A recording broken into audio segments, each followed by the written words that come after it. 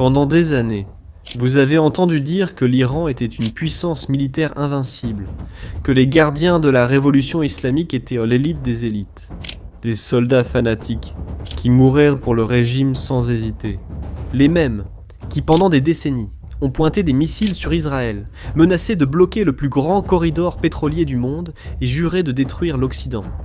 Vous avez entendu cela, le monde entier l'a entendu. Mais c'était un mensonge, et ceux qui ont révélé ce mensonge en premier n'étaient pas les services de renseignement américains, ni Israël, mais les soldats des gardiens de la révolution eux-mêmes. Parce qu'aujourd'hui, ils fuient vers l'Afghanistan, déguisés, avec de faux passeports, traversant la frontière en se cachant, comme des criminels ordinaires. Pense-y une seconde, ils ont préféré l'Afghanistan, l'un des pays les plus dangereux et misérables de la planète, plutôt que de continuer à se battre pour le régime qu'ils avaient juré de défendre jusqu'à la mort. Ce n'est pas une désertion normale, c'est un effondrement. Dans cette vidéo, tu vas comprendre exactement ce qui se passe et ce qui a été si brutal que l'élite militaire d'un régime de 40 ans a choisi l'Afghanistan comme issue. Mais je te préviens d'avance, cette vidéo ne parle pas seulement de l'Iran. Elle parle de ce qui se passe quand n'importe qui ou n'importe quel pays confond le silence de l'autre avec de la faiblesse. Garde cette idée en tête, elle prendra tout son sens à la fin.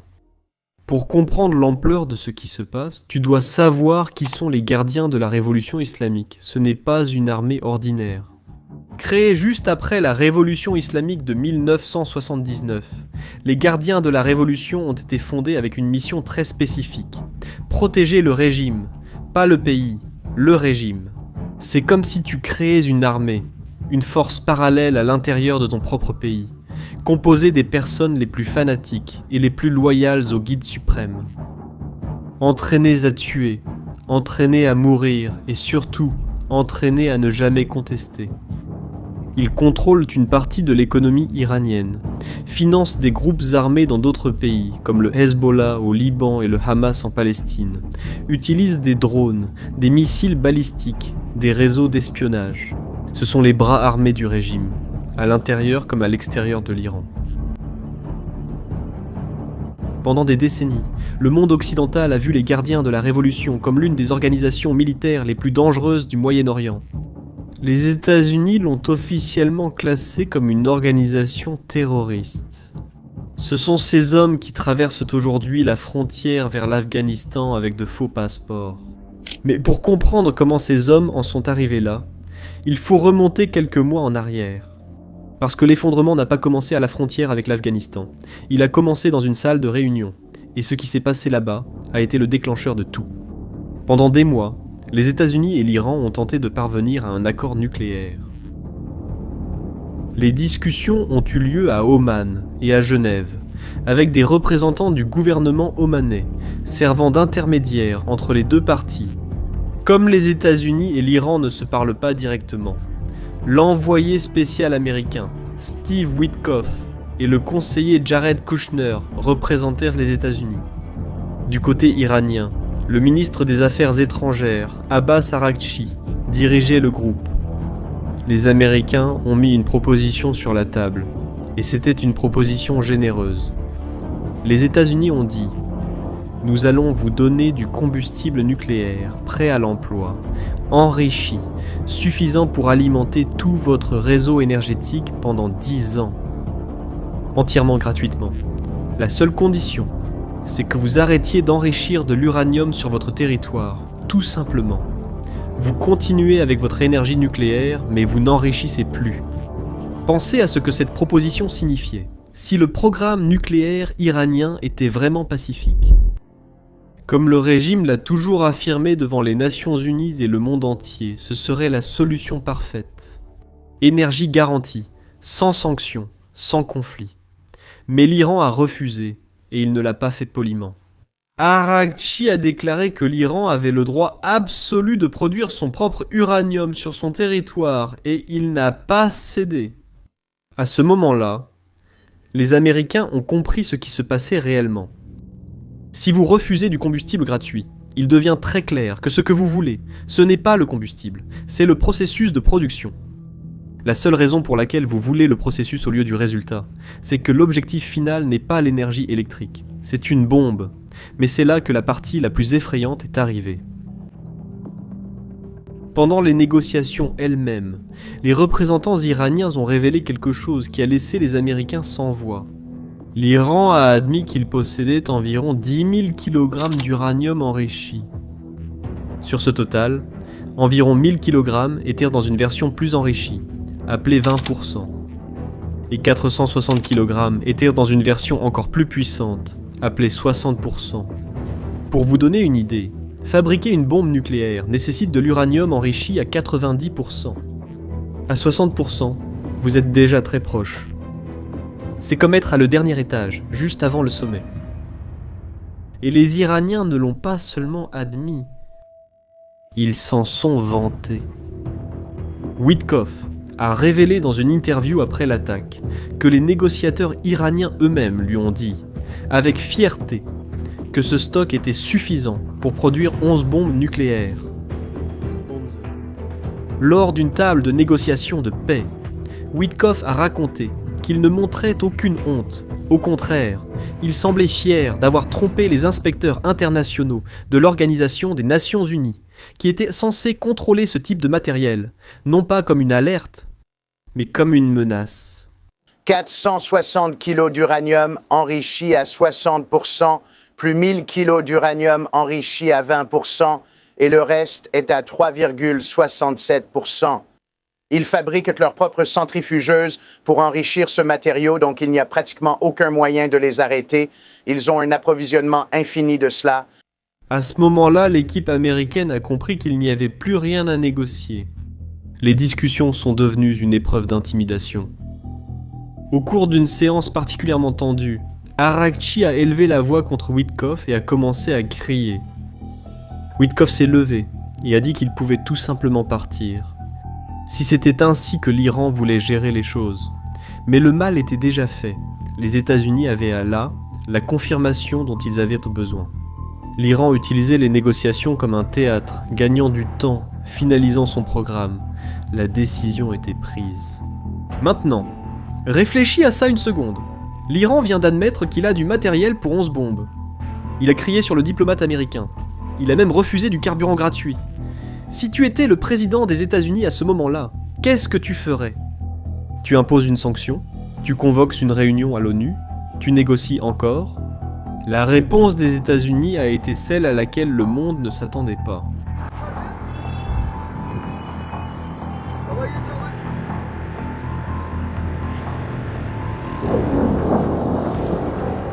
Et voici la question qui va tout définir dans cette vidéo. Que fait un pays lorsqu'il se rend compte qu'il négocie avec quelqu'un qui n'a jamais eu l'intention de céder, qui ne faisait que gagner du temps pendant qu'il fabriquait 11 bombes? Parce que ce que les États-Unis ont fait ensuite, ce n'était pas envoyer une note diplomatique, ni imposer plus de sanctions, ni convoquer une réunion d'urgence à l'Organisation des Nations Unies. Ce qui est arrivé ensuite, c'est quelque chose que personne n'attendait, et que l'Iran lui-même n'a jamais cru possible. Le 28 février 2026, les États-Unis et Israël ont lancé une opération militaire coordonnée contre l'Iran. Du côté américain, l'opération a été baptisée Opération Epic Fury. Epic Fury. Du côté israélien, Roaring Lion.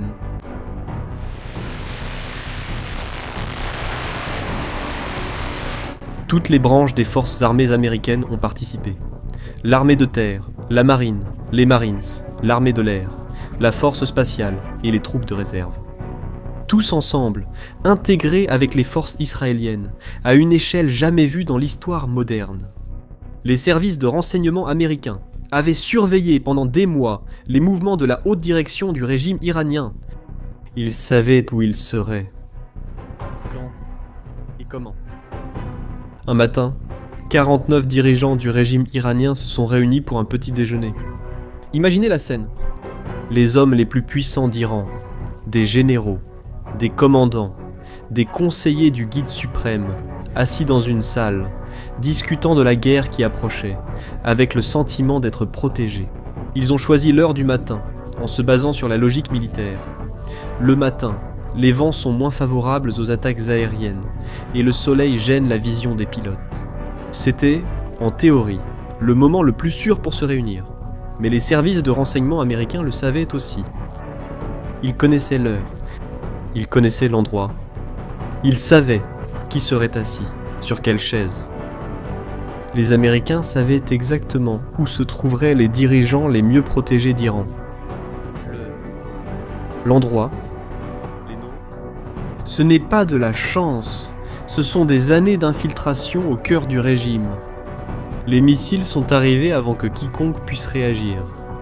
49 dirigeants tués en une seule opération. La direction du régime iranien a été éliminée en quelques minutes.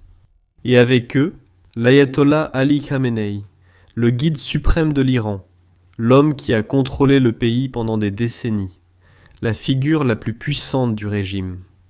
Mort. Le président Trump, en commentant Khamenei quelques jours plus tard, a été direct. Je l'ai eu, avant qu'il ne m'ait. Ils ont essayé 2 fois, mais je suis arrivé le premier.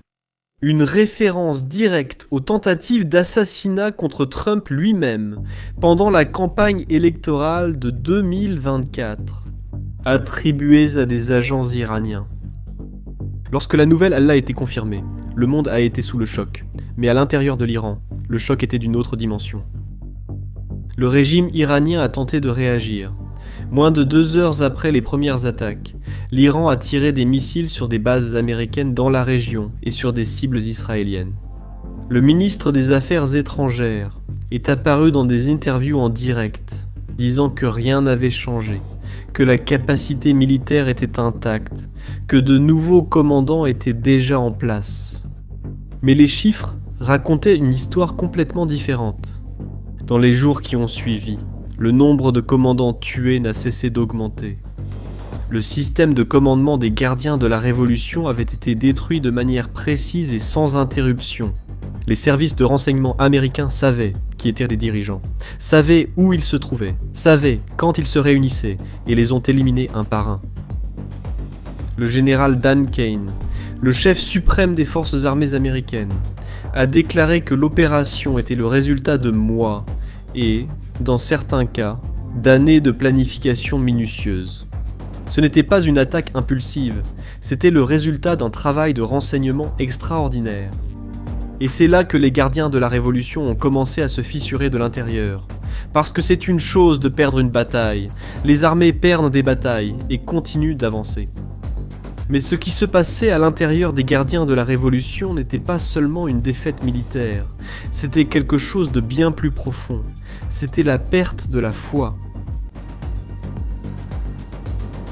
Des soldats des gardiens de la Révolution ont fui, pas en silence, pas de manière organisée, mais de façon chaotique, désespérée, chacun essayant de sauver sa propre peau comme il le pouvait.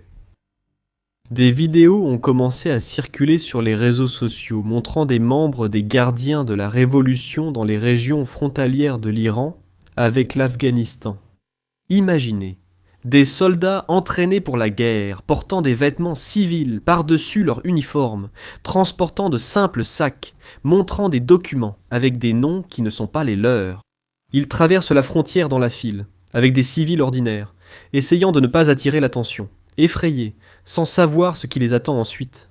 L'Afghanistan, un pays gouverné par les talibans, sans infrastructure de base, sans sécurité, dévasté par des décennies de guerre, l'un des endroits les plus difficiles au monde pour vivre, et ils ont préféré l'Afghanistan. Ce détail en dit long sur l'état moral et psychologique des gardiens de la Révolution à ce moment-là. Mais il n'y avait pas que les soldats ordinaires. Des commandants de terrain, des officiers de haut rang ont commencé à menacer de faire quelque chose d'encore plus grave, abandonner le régime publiquement. Selon des sources du renseignement, un groupe de commandants a envoyé un message clair à la direction restante. Soit le régime trouve une issue politique, soit ils vont apparaître en public et annoncer qu'ils sont passés de l'autre côté. Et si les commandants tournent ouvertement le dos, ce qui reste des gardiens de la Révolution s'effondrera en quelques heures. Le ministre iranien des Affaires étrangères lui-même, lors d'une interview en direct, a fini par admettre l'évidence. Lorsque le journaliste a demandé combien de commandants avaient été tués dans les premières minutes des attaques, la réponse a été « Nous avons perdu quelques commandants ». C'est un fait, a-t-il tenté de minimiser aussitôt après, en affirmant que la capacité militaire restait intacte. Mais l'aveu avait déjà été fait. Et le monde a entendu. Trump, quant à lui, a fait une offre directe et publique aux membres des gardiens de la Révolution, aux forces armées et à la police iranienne. Il a dit « Déposez vos armes maintenant et vous bénéficierez d'une immunité totale ou affrontez une mort certaine. » Je vous dis aujourd'hui que vous devez déposer vos armes et bénéficier d'une immunité totale, ou sinon, vous devrez faire face à une mort certaine. Immunité totale. Une offre sans précédent pour les militaires d'un régime ennemi. Mais il y avait un vrai problème. Il n'y avait pas de troupes américaines sur le terrain pour accueillir les déserteurs. L'opposition organisée à l'intérieur de l'Iran avait été détruite par le régime au fil des années. Les dirigeants arrêtés, exécutés, forcés à l'exil. Aucune structure de résistance n'existait pour accueillir les déserteurs. C'est pourquoi beaucoup ont rejoint le seul lieu accessible, la frontière afghane. Avec la mort de Khamenei et l'élimination de la direction, l'Iran s'est retrouvé sans leadership clair. L'homme qui a pris le contrôle était Ali Larijani, ancien président du Parlement iranien, et désormais responsable de ce qui restait du groupe de sécurité qui dirige le pays. C'est lui qui essaye de maintenir ce qui reste du régime. Publiquement, Larijani maintient une attitude de résistance. Un compte sur les réseaux sociaux qui lui est attribué a déclaré que l'Iran ne négociera pas avec les États-Unis. Mais, en même temps, le Wall Street Journal a révélé que Larijani lui-même a cherché à entrer en contact avec les Américains par l'intermédiaire de médiateurs à Oman pour rouvrir le dialogue. En public, il appelle à la résistance. En privé, il demande de l'aide.